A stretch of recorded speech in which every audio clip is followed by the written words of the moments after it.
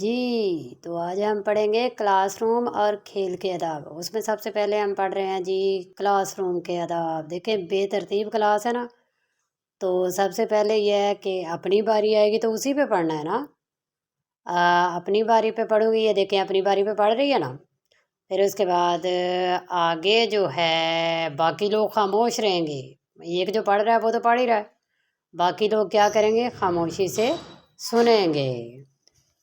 جی تو اپنی جماعت کو صاف رکھنا بھی تو ہم ہی نے ہے نا، ہم نے یہاں بیٹھنا ہے، تو جو بھی ریپر وغیرہ ہوں گے وہ انہیں ڈسٹ بن میں پھینکیں گے، ادھر ادھر گند نہیں پھینکیں گے۔ اس کے بعد چیزوں کو ان کی جگہ پہ رکھیں گے، ایک ترتیب سے رکھیں گے، اچھی لگتی ہیں، ٹھیک ہے جی۔ ہر چیز جو ہے وہ اپنی جگہ پہ رہے گی۔ اس کے بعد آگے جی ہمارے کھیل کے آداب۔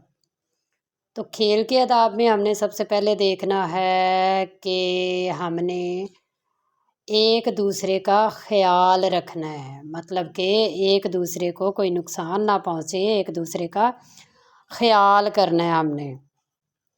اور اچھے بچے کیا کرتے ہیں؟ ایک دوسرے سے مسکرا کر ملتے ہیں، ہنس کے بات کرتے ہیں، اپنے دوستوں کا خیال کرتے ہیں۔ پھر تیسری بات یہ ہے کہ کھیل میں ہم نے ایک دوسرے کو دھکا نہیں دینا۔ دھکا دے تو کوئی گر سکتا ہے نا، چوٹ آ سکتی ہے، تو ایسا نہیں کرنا۔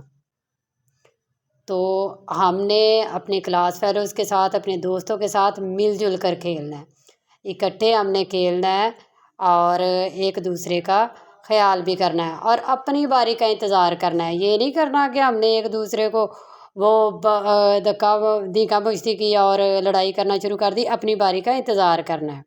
اور اس طرح سے ہماری کلاس ایک اچھی کلاس بن جائے گی۔ یہ